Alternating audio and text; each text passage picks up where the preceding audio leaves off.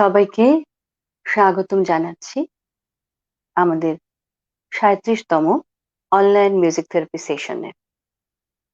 যারা সাথে আছেন অনুগ্রহ করে কমেন্ট অপশনে কমেন্টগুলো লিখবেন এবং যে যেখান থেকে অংশ নিয়েছেন আজকের আমাদের এই সেশনে অনুগ্রহ করে স্থানের নামটি উল্লেখ করবেন।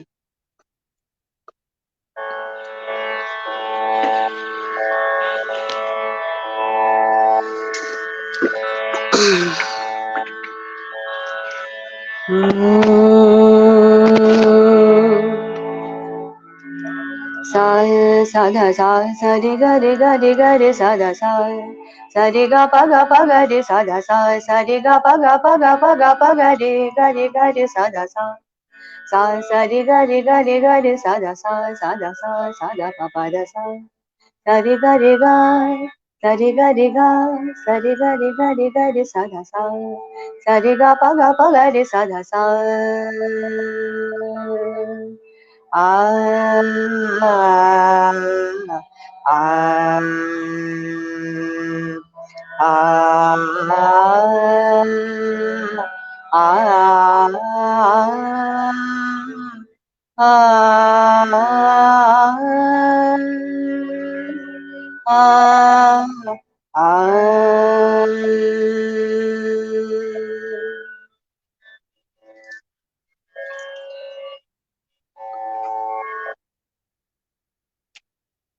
সবাইকে শুভ সন্ধ্যা। দেশে এবং দেশের বাইরে যারা আজকের এই সেশনে যুক্ত হয়েছেন সবাইকে গানের তরী বাংলাদেশের পক্ষ থেকে জানাচ্ছি স্বাগতম। আপনারা নিশ্চয়ই সবাই ভালো আছেন, সুস্থ আছেন। আমাদের আজকে যারা অংশ নিচ্ছেন এই সেশনে ৩৭তম অনলাইন মিউজিক থেরাপি সেশনে সবাইকে একটু আমি আহ্বান জানাচ্ছি যে অনুগ্রহ করে আপনারা কমেন্ট অপশনে নামটি লিখবেন।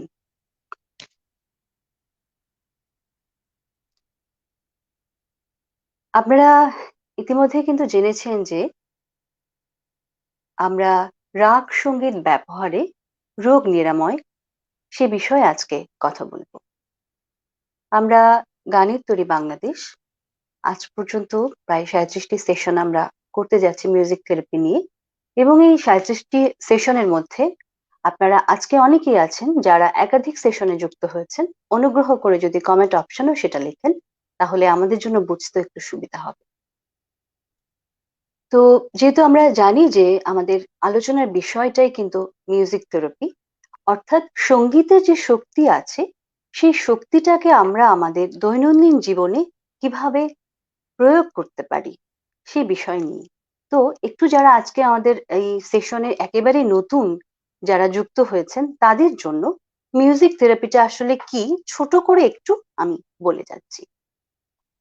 আমরা যদি সঙ্গীতের ইতিহাস দেখি আমরা দেখতে পারবো যে অতি প্রাচীন কাল থেকেই কিন্তু আমাদের এই সঙ্গীত শাস্ত্রে মিউজিক থেরাপির ব্যবহার হয়ে আসছে এবং প্রাচীন গ্রিসে যদি আমরা যে দর্শন তত্ত্ব আছে সেখানেও যদি দেখি এবং সেই ইতিহাসগুলো যদি পর্যালোচনা করি সেখানে আমরা দেখব যে যারা দার্শনিক ছিলেন পিথাগোরাস, অ্যারিস্টটল, প্লেটো তারা কিন্তু মিউজিক থেরাপির কথা বলে গেছেন এবং সবচেয়ে পুরাতন যে গ্রন্থ রিচার্ড ব্রাউনের লেখা মেডিসিনা মিউজিকা যা প্রকাশিত হয় ১৭২৯ সালে এবং আজ থেকে প্রায় ১৫০ বছর আগে ফ্লোরেন্স নাইটিঙ্গেল তার লিখিত যে বইটি আছে সেখানেও কিন্তু মিউজিক থেরাপির কথা উল্লেখ করেছেন এবং পরবর্তীতে আমরা দেখতে পাই যে প্রথম এবং দ্বিতীয় বিশ্বযুদ্ধের সময় যারা আহত সৈনিক ছিলেন তাদেরকে কিন্তু গান শুনিয়ে মনোবল বাড়ানো হতো এবং পরবর্তীতে ১৯৫৬ সালের দিকে আমেরিকাতে কিন্তু মিউজিক থেরাপি নিয়ে কাজ শুরু হয়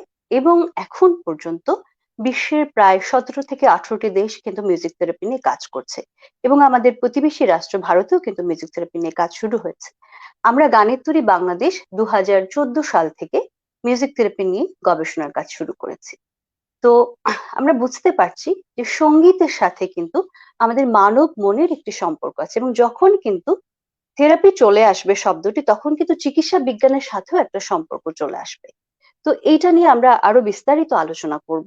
আমাদের আজকের যে আলোচনার বিষয়গুলো, সেই বিষয়গুলো নিয়ে আমি আস্তে আস্তে করে শুরু করব। যারা সাথে আছেন, আপনারা অনেকেই আছেন যারা সঙ্গীতের সাথে সম্পর্কিত, অর্থাৎ অনেকে শিক্ষার্থী আছেন, অনেকে আমাদের শুভাকাঙ্ক্ষী আছেন। তো যে রাগগুলো আপনাদের জানা আছে বা কোনো কোনো রাগের নাম হয়তো আপনারা শুনেছেন, একটু যদি অনুগ্রহ করে কমেন্ট অপশন গুলোতে সে রাগগুলোর নামটা উল্লেখ করে দেন, তাহলে দেখা যাবে যে আজকে যে রাগগুলো নিয়ে আলোচনা করছি সেই রাগের সাথে একটা কিন্তু সম্পর্ক আমাদের অতীতেও ছিল, এবং সেটাকে আমরা এখন আরো সহজে কিন্তু যোগসূত্র করতে পারবো।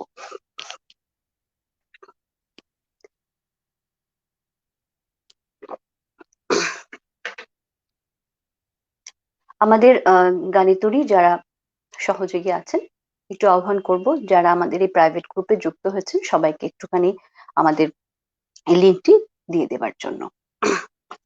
এবার আমরা যাব যে আমরা জানি যে আমাদের একদিনে 24 ঘন্টা, এবং যখন যে আমরা রাগগুলো করে থাকি সেই রাগগুলো গাইবার কিন্তু একটা সময় আছে।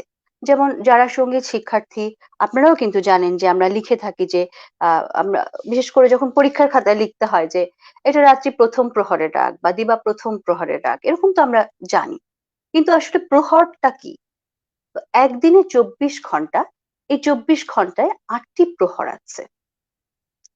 তো এই 8টি যে প্রহর আছে, দিনে 4টি প্রহর এবং রাত্রে 4টি প্রহর, তাহলে 4 4 8টি প্রহর হচ্ছে, এবং প্রহর কিন্তু 3 ঘন্টা করে গণনা করা হয়। এখন আমরা প্রহরের সময়টা কিভাবে ধরে নিতে পারি? সেটা যে প্রহর শুরু হয় সূর্যাস্তের সময় থেকে, সূর্যোদয়ের সময় থেকে, এবং আবার রাত্রি যে প্রথম প্রহর আমরা ধরি সেটা সূর্যাস্তের সময় থেকে। সূর্যোদয় এবং সূর্যাস্তের সময় থেকে কিন্তু এই প্রহর গণনাটা শুরু হচ্ছে। তো আমরা আজকে যাচ্ছি যে প্রহর ভিত্তিক রাগ পরিচিতি। তো এই যে যে 8 প্রহরের রাগগুলো আছে, এবং এই 8 প্রহরের রাগগুলো কিন্তু আমাদেরকে নিয়ন্ত্রণ করছে, অর্থাৎ প্রকৃতি কিন্তু আমাদেরকে প্রতিটা মুহূর্তে নিয়ন্ত্রণ করছে। প্রকৃতির পরিবর্তনের সাথে সাথে আমাদেরও কিন্তু মানব মনের এবং শারীরিক একটা পরিবর্তন হয়। তো আমরা যেহেতু আজকে জানি যে আমাদের আলোচনার বিষয় যে রাগ ব্যবহারে রোগ নিরাময়, তাহলে আমরা যদি 8 প্রহরের রাগগুলো সঠিকভাবে জানতে পারি, তখন কিন্তু আমাদের জন্য অনেকটা সুবিধা হবে যে আচ্ছা ঠিক আছে, তাহলে এই প্রহরে এই রাগটা আছে, আমি একটু চেষ্টা করি শোনার জন্য বা গাইবার জন্য। যে কারণে সবার জন্য যারা আপনারা আজকে যুক্ত হয়েছেন, বিশেষ করে যে অনেকে বিভিন্ন রকম সমস্যার কথাগুলো লিখেছেন, এই জন্য আমি বলবো যে এটা আপনারা লিখেও রাখতে পারেন। হুম, যারা আজকে যুক্ত হয়েছেন যে কোন প্রহরে আমরা কি ধরনের রাগ শুনতে পারি। আমরা প্রথমে যাব দিবা প্রথম প্রহরের রাগ। আরেকটি বিষয় আমরা ইতিমধ্যে কিন্তু বলেছিও যে আমাদের এই মূল সেশনটি শেষ হলে আপনারা যারা যুক্ত হয়েছেন তারা কিন্তু স্টিমেটের লিংকের মাধ্যমে সরাসরি এসে আমাদের সাথে আজকে যুক্ত হতে পারবেন।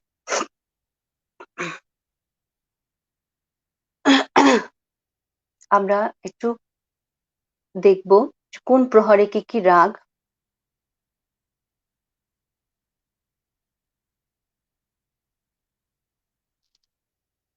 অনুগ্রহ করে আমি বলেছি যারা যুক্ত হয়েছেন একটু রাগের নামগুলো যদি আপনারা লিখতে পারেন, যে রাগগুলো আছে কোন কোন প্রহরে কি কি রাগ আপনাদের জানা আছে, বা আপনারা যে রাগগুলো করেছেন। আর আমি চেষ্টা করব আপনারা যে প্রশ্নগুলো আজকে করেছেন আমাদের মেসেঞ্জার গ্রুপে সেই প্রশ্নগুলোর উত্তর দেবার জন্য। তাহলে আমার মনে হয় যেটা আমাদের জন্য খুব সহজ হলো যে আমরা একটা বিষয় বুঝতে পারলাম যে আমরা একদিনে যে 8টা প্রহর, এবং এই 8টি প্রহরে বিভিন্ন রকম রাগ কিন্তু আমরা শুনে থাকি, এবং এই রাগগুলো কিন্তু আমাদেরকে কম বেশি নিয়ন্ত্রণ করছে, আমাদের শরীরকে নিয়ন্ত্রণ করছে, আমাদের মনকে নিয়ন্ত্রণ করছে।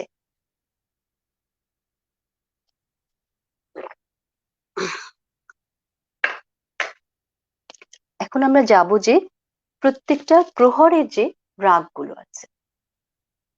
তো দিবা প্রথম প্রহরে আমরা কম বেশি যে রাগগুলো শুনে থাকি, আপনারা যারা আছেন এখানে আজকে যুক্ত হয়েছেন, যদি কারো জানা থাকে যে দিবা প্রথম প্রহরে কোন রাগটি আপনি আসলে শুনে থাকেন। আমরা এখানে দেখতে পাচ্ছি যে দিবা প্রথম প্রহরের রাগ ভৈরবী, ভৈরব বিভাস ও মঙ্গল। অর্থাৎ সূর্যোদয় সময় থেকে প্রহর গণনা হচ্ছে এবং 3 ঘন্টা করে এক একটি প্রহর থাকছে। তো আমরা একদম দিবা প্রথম প্রহরে ভৈরব, ভৈরবী, বিভাস বা মঙ্গল এছাড়া আরো অনেক রাগ আছে, সে রাগগুলো যদি আপনারা জেনে থাকেন সেগুলো আপনারা এখানে উল্লেখ করতে পারেন, তাহলে আমরা এই রাগগুলো কিন্তু শুনতে পারি। এবার আমরা দিবা দ্বিতীয় প্রহরে, যে দ্বিতীয় প্রহরে আমরা কোন রাগটি শুনবো। দিবা দ্বিতীয় প্রহরে যে রাগগুলো আছে জৌনপুরী, গুণকেলি, আশাবরী, টরি, এবং এই রাগগুলোর সাথে এমন কিছু সুর মিশ্রিত আছে যেটা কিন্তু আমাদের যে প্রথম প্রহর থেকে দ্বিতীয় প্রহরে আমরা চলে যাচ্ছি, আমাদের মনের সুরের যে পরিবর্তন সেটা কিন্তু আমরা উপলব্ধি করতে পারি। বিশেষ করে যারা শাস্ত্রীয় সঙ্গীত নিয়ে কাজ করছেন তারা তো সবসময় এটা করতে পারেন, এবং আমি আমার শিক্ষাগুরুদেরকেও দেখেছি যে যে যে প্রহরে যে রাগ, যে প্রহরে যে গান, সেই রাগের সেগুলোই কিন্তু তারা করেছেন, এবং আমাকেও আমি কিন্তু চেষ্টা করেছি সেটা শেখার জন্য, এবং যেটা হয়েছে যে খুব বকাও দিয়েছেন যে তুমি কেন এখন এই গানটা গাইছো, এখন তো এই গানটি গাওয়ার সময় না, বা কেন তুমি এখন এই রাগটি করছো, এখন তো এই রাগের সময় না। অর্থাৎ প্রহর ভেদে রাগগুলো করলে সেই প্রহরটাকে বোঝা যায়, প্রকৃতির যে পরিবর্তনটা হচ্ছে, অর্থাৎ যে সূর্যটা এখন কেবল উঠছে, সূর্যটা এখন মধ্য আকাশে আছে, সূর্যটা এখন অস্ত যাচ্ছে, আমাদের এটা তো আমরা দেখি, আমাদের উপলব্ধিতেই আমরা বুঝতে পারি, তাই না? এবার আমরা যাব যে দিবা তৃতীয় প্রহরের রাগ। দিবা তৃতীয় প্রহরে যে রাগগুলো ভীমপলশ্রী, বৃন্দাবনী সারং, মুলতানি, তিলু। তো এবার আমরা যাব দিবা চতুর্থ প্রহরের রাগে। দিবা চতুর্থ প্রহরের যে রাগগুলো আছে মারবা, পুরবী, মালুশ্রী, পুরিয়া। আমরা দিবা চতুর্থ প্রহরেও কিন্তু এই রাগগুলো শুনতে পারি। অনেকে এখানে লিখেছেন যে রাগগুলো জানা আছে, উর্মি, সানিতা, তারপরে অনেক অনেক ধন্যবাদ যারা লিখছেন এখানে রাগগুলোর নাম। এরপর আমরা যাব রাত্রি প্রথম প্রহরের রাগ। রাত্রি প্রথম প্রহরে যে রাগগুলো আছে রাগ ইমন, হাম্বির, ভূপালী, ছায়ানট। আমরা কিন্তু বুঝতে পারি যে সূর্যাস্তের সাথে সাথে আমাদেরও কিন্তু শারীরিক এবং মানসিক একটা পরিবর্তন আসে। সারাদিনের যে ক্লান্তি অবসান সেটা কিন্তু ঘটছে। আমরা এই পরবর্তী বিষয়ে কিন্তু আলোচনাতে চলে যাব, তখন আপনারা বুঝতে পারবেন যে এই রাগের সাথে আমাদের শরীর এবং মনের কি সম্পর্ক। আমরা রাত্রি দ্বিতীয় প্রহরের রাগগুলো একটু জেনে নেই। রাত্রি দ্বিতীয় প্রহরে যে রাগগুলো আছে মালকোষ, আরানা, কাফি, সুরাট। আপনারা রাত্রি দ্বিতীয় প্রহরে এই রাগগুলো শুনতে পারেন। রাত্রি তৃতীয় প্রহরের রাগে আমরা যাব। রাত্রি তৃতীয় প্রহরের রাগে আছে বেহাগ, বাঘেশ্রী, দরবারি কানাড়া, হিন্দোল। এবার আমরা যাব রাত্রি চতুর্থ প্রহরের আগে, অর্থাৎ একদম রাত্রি শেষ হচ্ছে আর ভোরটা শুরু হচ্ছে। চতুর্থ প্রহরের রাগ সোহিনী এবং ললিত। তাহলে আমরা মোটামুটি একটু জানতে পারলাম যে বিষয়গুলো, যে 8 প্রহরের আমাদের যে রাগগুলো আছে। এখন কিন্তু আমরা যদি 8 প্রহরের রাগগুলো মোটামুটি জেনে ফেলি, তাহলে কিন্তু আমাদের সুবিধাটা হলো যে আমরা যারা সঙ্গীতের সাথে আছি বা চর্চা করছি, বা যারা এই বিষয় নিয়ে কাজ করছি, বিশেষ করে মিউজিক থেরাপি নিয়ে কাজ করছি, আমাদের জন্য কিন্তু অনেকটা সহজ হলো। অর্থাৎ আমরা কিন্তু এটা নিজেদের জীবনেও যেমন প্রয়োগ করতে পারবো, তেমনি আমাদের সাথে যারা আছেন তাদের জীবনেও কিন্তু এগুলো প্রয়োগ করতে পারবো। এবার আমরা যে আলোচনায় যাব, আপনারা জেনেছেন যে রাগ শ্রবণে রোগ নিরাময় পদ্ধতি এবং কি কি ধরনের রোগ নিরাময় আমরা করতে পারি রাগের মাধ্যমে। আমরা যখন ডাক্তারের কাছে যাই তখন কিন্তু ডাক্তাররা আমাদেরকে একটা প্রেসক্রিপশন করে দেন, এবং সেই প্রেসক্রিপশন অনুযায়ী কিন্তু আমাদেরকে চলতে হয়। অর্থাৎ আমাদেরকে কখনো 7 দিনের ডোজ দিচ্ছেন, কখনো 14 দিনের, বা কখনো 3 দিনের। তেমনি আমরা যারা এই রাগ, শাস্ত্রীয় সঙ্গীতের যে রাগ আছে সেটা যদি আমাদের জীবনে ব্যবহার করতে চাই, আমাদেরকেও কিন্তু এইরকম ভাবে নিয়ম করে শুনতে হবে। সেটা কেমন হতে পারে যে আমাদের যারা আমরা চেষ্টা করছি এই বিষয় নিয়ে কাজ করার, সেখানে গবেষণায় বলছে যে ন্যূনতম আপনাকে কিন্তু 28 দিন শুনতে হবে, এবং 25 থেকে 30 মিনিট দিনে এটাকে শুনতে হবে। অর্থাৎ ওষুধের যেমন ডোজ আছে সেটা আপনাকে যেমন কমপ্লিট করতে হয়, তেমনি কিন্তু আপনাকে নিয়ম করে এই রাগগুলো শুনতে হবে। যে আপনি আজকে একটা শুনলেন এবং শুনে বললেন, হ্যাঁ, আমি শুনেছিলাম। তো শুনেছিলাম এবং এটা কিন্তু ছিলাম পর্যন্তই। শুনেছি, শুনছি, শুনে যাচ্ছি। যখন শুনে যাচ্ছি অর্থাৎ চালিয়ে যাচ্ছি ওষুধটা, রাগটা আমি শুনে যাচ্ছি, তখন কিন্তু এর কার্যকারিতা আপনার জীবনে শুরু হবে। তার মানে বুঝতে পারছি যে আমাদেরকে কিন্তু নিয়ম করে এই বিষয়গুলো জানতে হবে। এবার যদি কেউ প্রশ্ন করে থাকেন যে আসলে এটা যে আমাদের জীবনে উপকারী আসবে সেটা কিভাবে সম্ভব? সেটা কিন্তু আমি আমার নিজের জীবনে প্রয়োগ করেছি এবং যাদের নিয়ে কেস স্টাডি করেছি তাদের জীবনেও কিন্তু প্রয়োগ করার চেষ্টা করেছি। তো মিউজিক থেরাপি নিয়ে গবেষণা করতে, করতে আমি জানতে পারি যে আমাদের মানব দেহের প্রায় ৭২ রকমের যে শারীরিক এবং মানসিক সমস্যা আছে সেটা মিউজিক থেরাপির মাধ্যমে নিরাময় করা সম্ভব।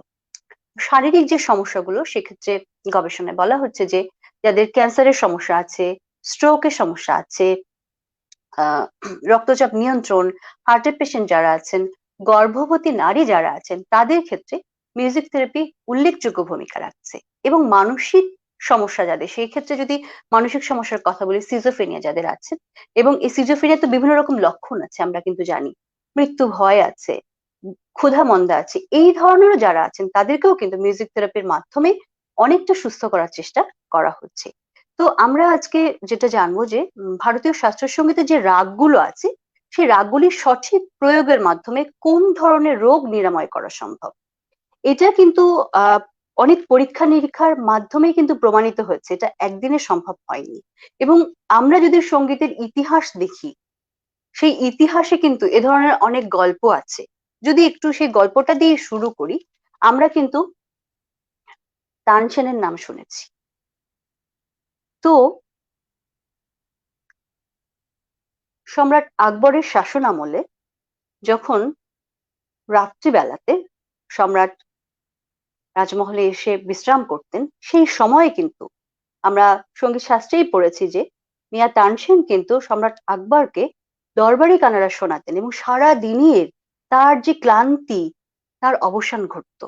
এটা কিন্তু একদিনে না, দিনের পর দিন। এরকম আরো অনেক গল্প আছে কিন্তু, যেটা আমার মনে হয় যে যারা সঙ্গীত শিক্ষার্থী তোমরা এটা আরো পড়তে পড়তে জেনে যাবে। তো এবার তাহলে যাব যে কোন ধরনের রাগ কোন ধরনের রোগ নিরাময়ে সহায়ক হবে সেই বিষয়ে। রাগ ভৈরবী। রাগ ভৈরবী এমন একটি রাগ যেখানে কষ্ট আছে, আবার সেই কষ্ট থেকে আনন্দ আছে। আমি একটু রাগ ভৈরবীর উপরে আলাপটা করব এবং যে গানগুলো আপনাদের জানা আছে আমি চেষ্টা করব ছোট করে একটু গাইবার জন্য।